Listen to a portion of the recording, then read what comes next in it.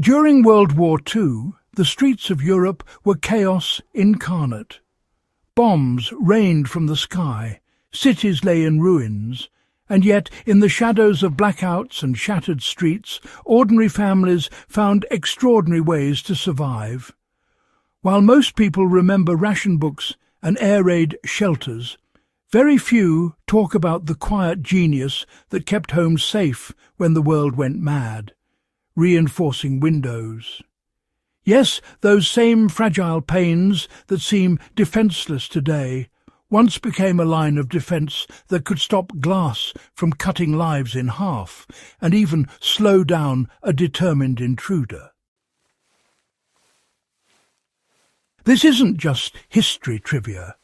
It's practical survival wisdom that works today, and it's shockingly simple. Families in wartime London discovered that with tape, wire and a little ingenuity, they could turn a weak window into a formidable barrier.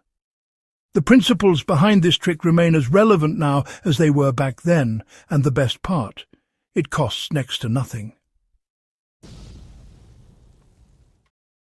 When the Luftwaffe started its bombing campaign over Britain, the danger wasn't just the blasts themselves.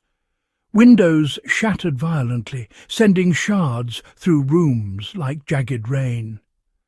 The Ministry of Home Security issued guides telling people how to bomb-proof their windows. The solution? Cross-taping.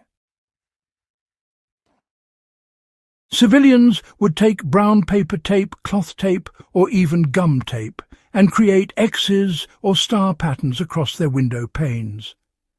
The physics was clever. The tape didn't prevent the glass from breaking, but it controlled how it broke. Instead of exploding into 1,000 razor-edged pieces, the glass cracked in larger, slower chunks, dramatically reducing injuries. Eyes and faces were saved, but that's only half the story. The taped glass also became harder to smash open. In the blackout, looters were looking for easy prey. Taped windows required more effort to force, giving families crucial seconds that could make all the difference. Soldiers returning home noted that some homes had windows reinforced with wire or mesh, making even a crowbar a struggle to breach. Some households didn't stop at tape. They added chicken wire or thin metal mesh behind the glass. The setup was simple but brilliant.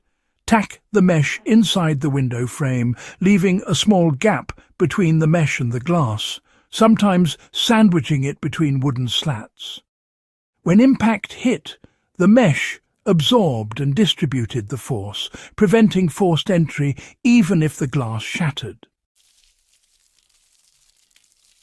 This combination of tape and wire created a layered defence. The tape absorbed shock, keeping shards together, while the mesh provided structural resistance. It was like turning a fragile glass pane into a steel trap, invisible yet effective. Modern survivalists have rediscovered this trick because, well, it just works. You don't need bomb-grade materials, not at all. Galvanized steel mesh from any hardware store does the trick. Just measure your window frames, cut the mesh to size and secure it with wood trim or metal brackets. The tension is key. It shouldn't sag, but it also shouldn't warp. Paint it dark and it pretty much disappears, giving your home an invisible, nearly indestructible barrier. Want to go all in? Combine tape and mesh like the Londoners did. Cross each pane with strong duct tape or modern security film tape, then install the mesh behind it. You're recreating a system designed for bomb threat zones. Shock absorption outside, structural resistance inside. And all it takes is, really, just an afternoon. Flash forward to today. and modern security films and laminates use the same principle as World War II tape. They bind glass layers together to stay intact under high impact. But the old methods remain appealing. No expensive tech, no batteries, no complicated installations. Just tape, mesh, and, human ingenuity. In the age of urban survival, civil unrest and natural disasters, windows remain a vulnerability. And this simple forgotten World War II trick is still one of the most effective ways to defend them. You don't need a bunker or, a fortress-like home.